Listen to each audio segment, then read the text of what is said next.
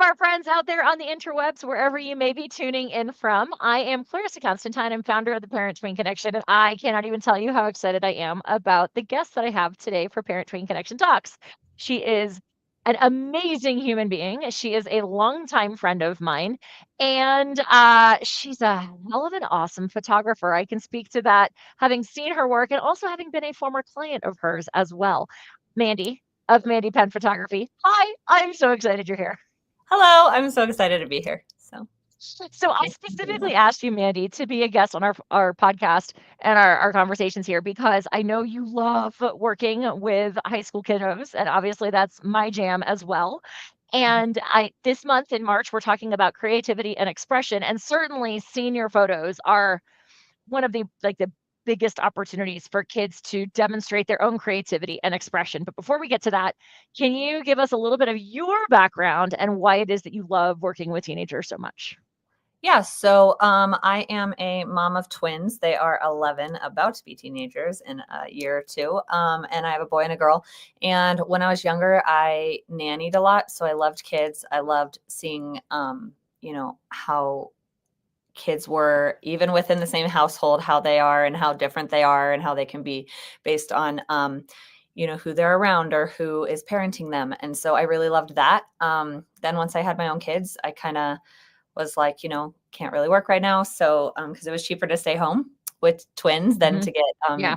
daycare.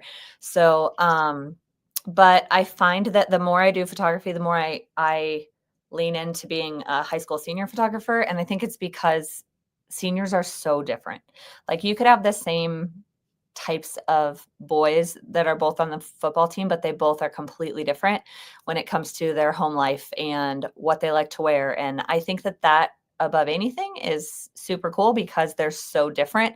And this is a time where, I mean, I remember when I was a senior in high school and what a pivotal point that was for me. And I know that I look back at my senior photos even now, 20 years later, and I'm like, oh, I wish I would have done that, or oh, I wish I did this. And so I never want, families or seniors to like miss out on that.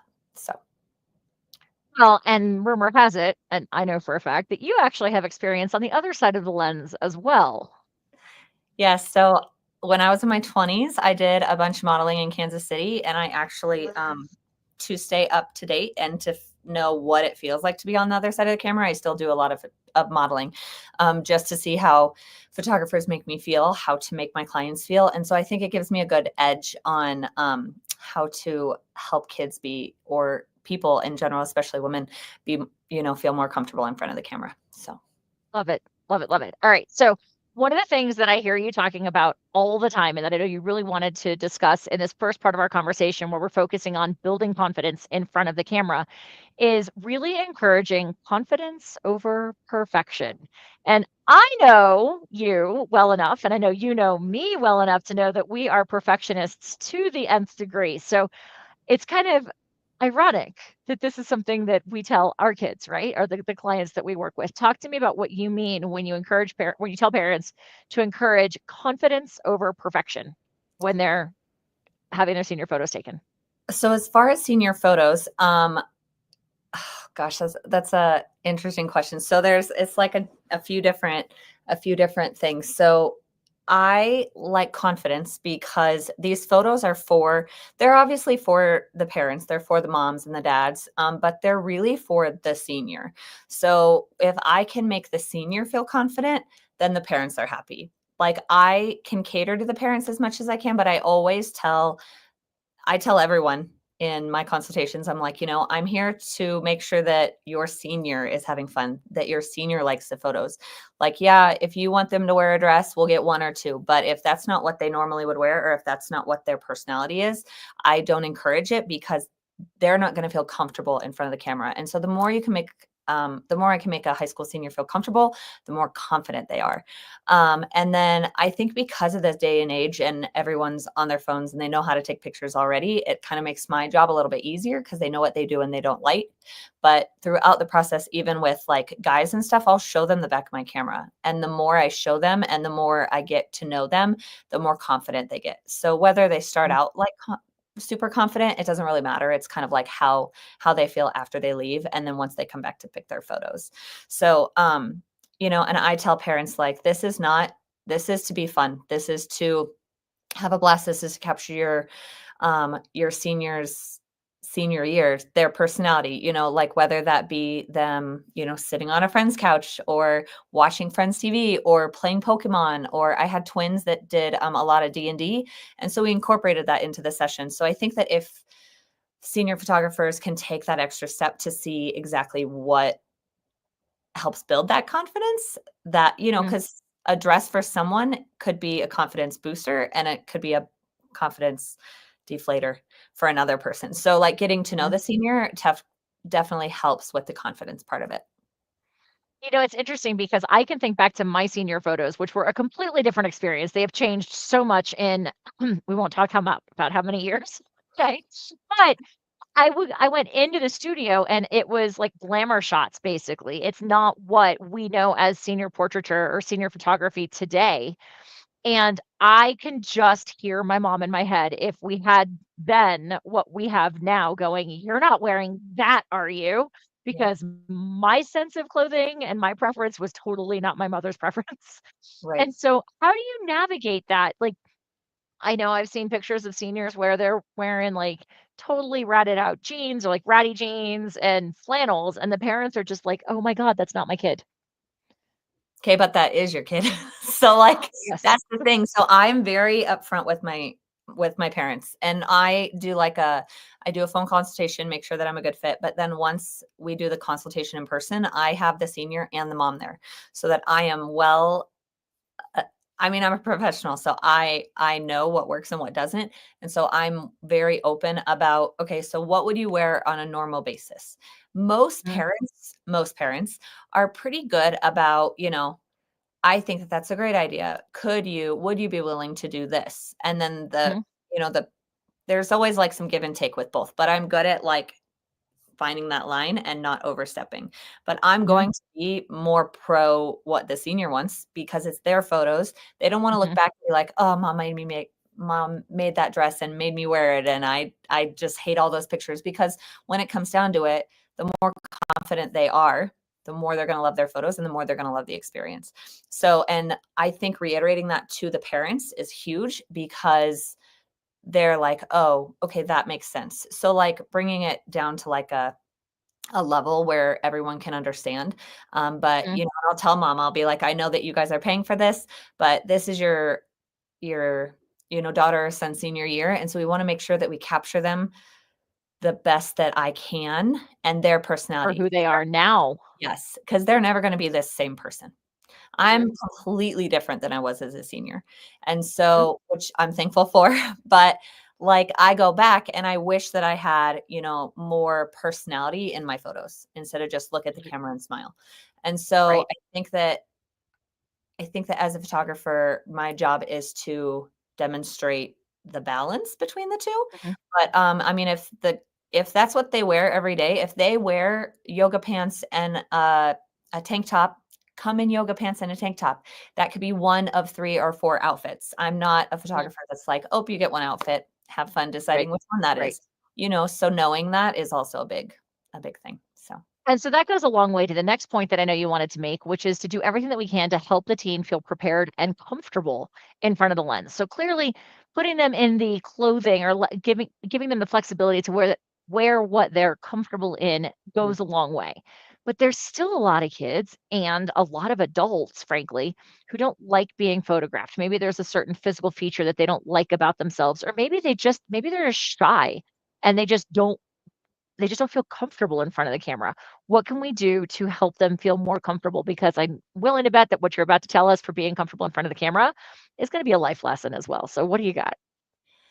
So, I have a few different things when it comes to being in front of the camera. Most people don't like their photo taken because they've dealt with photographers who haven't made them feel comfortable or made them feel seen. So, the more comfortable you feel in front of a camera, the more you're going to like your photos. If you feel uncomfortable and you feel like someone's pushing boundaries or doing something that you didn't want them to do, or, ask you to pose in a way that you would never pose, like, they're going to feel uncomfortable and they're immediately going to, "Oh, I don't like to take photos." So I hear above everything is, "I'm not photogenic." Number one, that's not true. Most people are told this from a young age, and so they are, I guess, no, I don't know if groomed is a good word. That's a horrible word, but people are told that they are Spot. taught. Yes, taught is a better word. Sorry, but they're taught that they're not good at taking photos, and so they continually tell themselves. And the more you tell yourself something, the more it becomes true. So if I make you feel comfortable or I guide you through all these steps, you're going to feel more comfortable and you're going to feel more comfortable with me. So that's why I do a Mhm. consultation. That's why I make sure that they get to pick their locations, they get to pick their outfits, they get to pick, and then when I'm posing them, I do the same thing. I'm like, and I tell them, I'm like, I will pose you, but I will have you pose yourself as well because I'm sitting, you can't see, but I'm sitting Indian style right now. And I don't know how you're sitting, but we all sit different. And I always bring that to a point is that when we're all sitting in a circle, I'm like, the way I sit on a stair is going to be a different way that you sit. So however Mhm. you sit is how I want you to sit. I'm not going to tell you exactly how to sit. And so giving them those options and those I guess opportunities is really big. I also Mhm. have like a style guide, and it goes through like hair and makeup, it goes through what to wear, it goes through like all the locations and all that stuff. So like helping them, like not only the parents but the seniors be prepared also helps people feel confident in front of the camera. So if you I just like show that. up to the park, sorry, if No, you go just ahead. show up to a park and you have never met this photographer, how are you going to feel comfortable when you've been told that you take horrible pictures, or that you're Sure. not photogenic? So Right. that's kind of So I'm hearing we can make them comfortable by choosing clothes ahead of time, knowing what they're comfortable with. Not necessarily new clothing either, right? Like stuff that no. they maybe wear comfortably all the time. Yeah, no, I They can tell people choose. not to do new photos, new clothes, actually. Yeah. Okay. Yep. And so then they can choose their locations. Mhm. They get to sit or stand or whatever in ways that are comfortable for them, and then you'll adjust a little bit to make it better for the camera. Right. Um, Talk to me. I see a lot of senior photos with props. Like if they're football players, they'll bring their football helmet, or like in my world, I was, as a musician, so maybe I would have brought my instrument or something like that. Like, how does that fit in your world? For me, it fits in I mean, it it fits in a lot. Like, what they do in their senior year depends on. I mean, they might not do that again in college. They might not do that again. So let's say that you play the viola or the violin. Like, I want to incorporate those things, even if it's in one or two photos, because that's capturing your personality. It's capturing what they're doing and what they love. Mhm. So if you can capture the things they love, that also gives them confidence as well. So I always tell the story. I have a mom who made a joke and was like, if you could just take a picture of my son eating a bowl of cereal, then, we've got him pegged.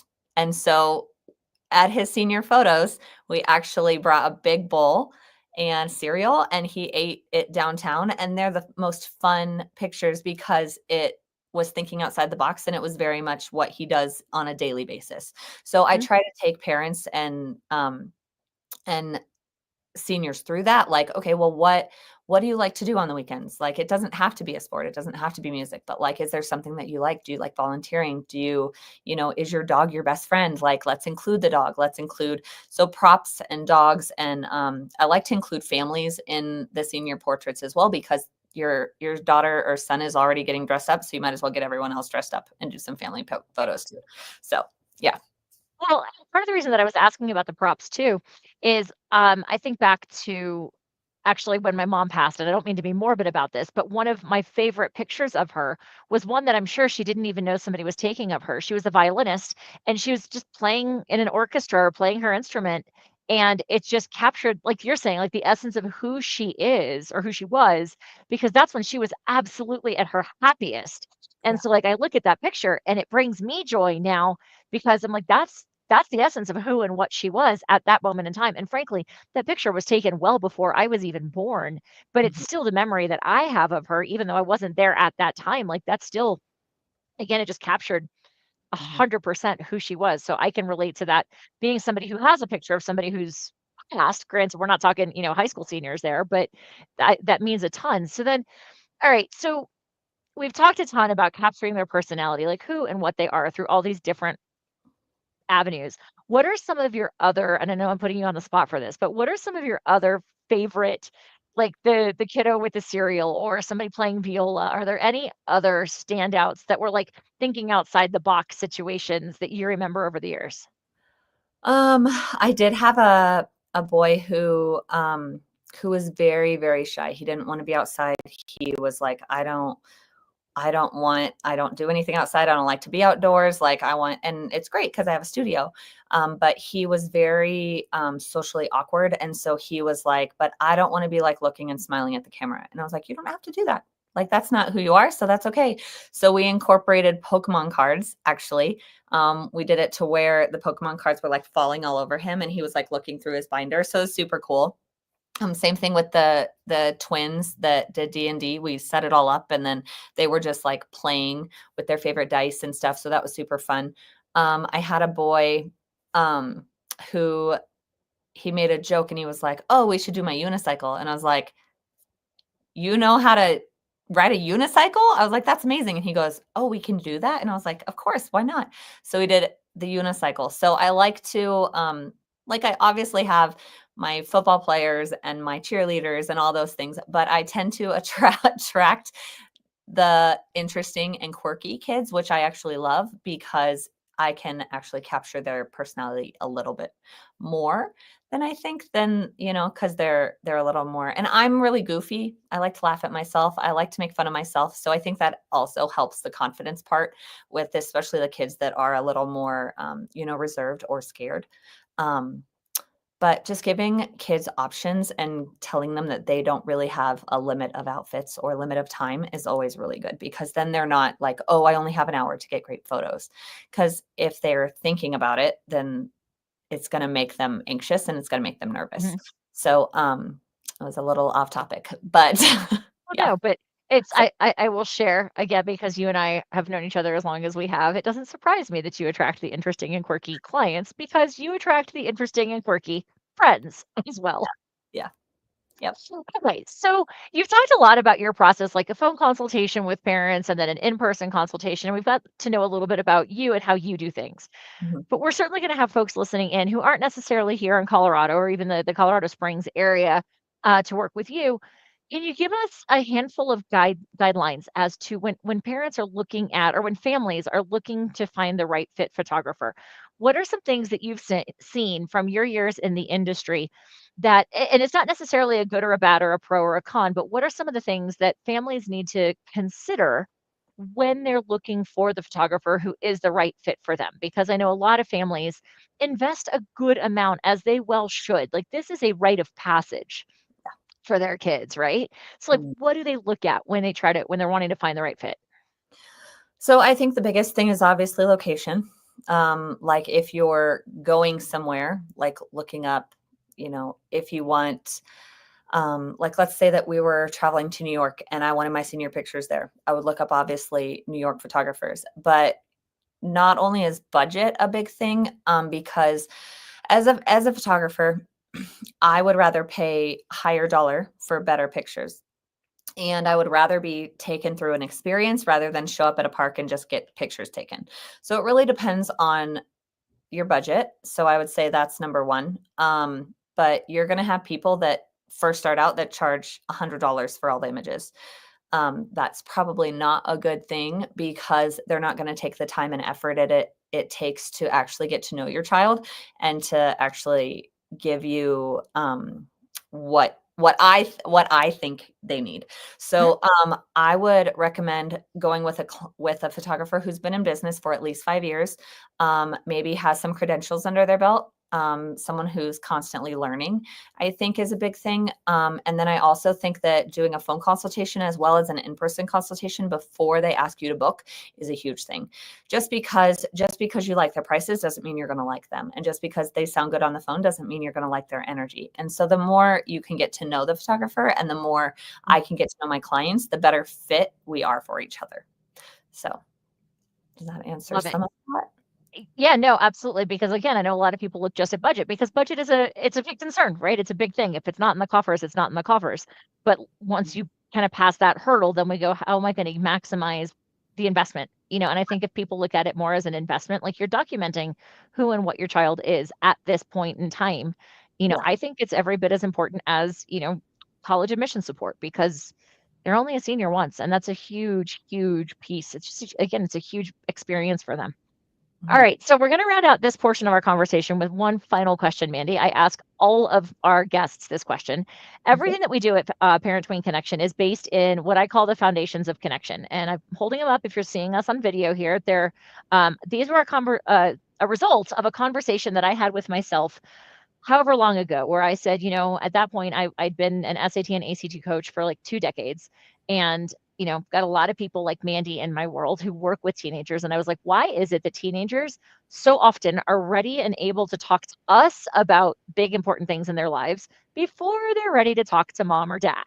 And so, for folks tuning in by audio, the foundations of connection are these. And Mandy, I'd love to know which one resonates most for you. So, we have create a safe place, observe, non-judgment, nod and smile, explore, challenge your truths or curiosity, take your time, innovate, own your own story, and nurture. And in case you missed it, the first letter of each of those phrases spells out connection. If you don't have a copy of the Foundations of Connection, you can grab them on our website. But Mandy, with what you're talking about with senior photography and your experience, and maybe even as a mom with those tween aged beasties, which one pops out most to you?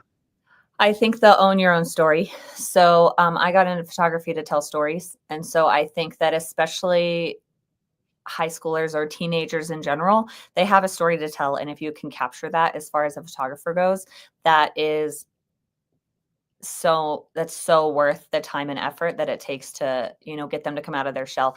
And so allowing kids to tell their story in a way that they normally can't or can't say with words through pictures is, I think that one definitely speaks to me the most. So Awesome. Awesome, awesome. All right, Mandy, thank you. We've covered a lot of ground in terms of helping our seniors have a successful senior portrait experience or senior photo shoot experience and helping families recognize some of the ins and outs of finding the right fit photographer. And with that, we're going to round out this portion of our conversation. But Mandy and I are going to head over to the Parent Queen Village where we're going to have part 2 of this conversation, which is going to be about the emotional side of senior year. We're going to be talking about why it's such a huge milestone, probably on both sides of the equation for the teens and parents, why photos matter so much in that process, and how to be involved without overwhelming teens. And we'll see where the conversation goes from there. If you're not yet a member of Parent Tween Village, you can learn more at parenttweenconnection.com/Parent Tween Village. And if you haven't yet, make sure that you either follow me on Facebook. This is coming to my profile, or follow us on LinkedIn, or subscribe on YouTube so that you get notified whenever we go live with other fantastic guests here at Parent Tween Connection. Mandy, thank you. thank you. Thank you. Have a great one, everybody.